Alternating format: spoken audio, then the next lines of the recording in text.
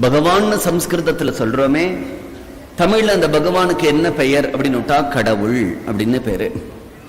கடவுள் அப்படிங்கிறது ஒரு அருமையான தமிழ் சொல். கடவுள்ங்கிற வார்த்தையே எப்படி வந்தது அப்படின்னா, சரீரத்தை கடந்து, பிராணனை கடந்து, அறிவை கடந்து, மனதை கடந்து நீ உள்ளே செல்ல செல்ல செல்ல செல்ல இனி கடப்பதற்கு ஒரு உள் இல்லை என்ற இடத்தில் எந்த ஒரு வஸ்து இருக்கிறதோ அதுவே கடவுள். சரீரத்தையும் தாண்டிப்போ, பிராணனையும் தாண்டிப்போ, அறிவையும் தாண்டிப்போ, மனதையும் தாண்டிப்போ உள்ளுக்குள்ள ஒருத்தர் இருக்கார். கடவுளை பார்க்கலாமான்னு கேட்டோம் இல்லையா? திருப்பி போடு, அவர் உள்ள இருக்கிறதுனாலதான் நீ பார்க்கிற. கடவுள்கிட்டேந்து ஏதாவது பேசினா கேட்குமா? திருப்பி போடு, அவர் உள்ள இருக்கிறதுனாலதான் நீ கேட்கிற.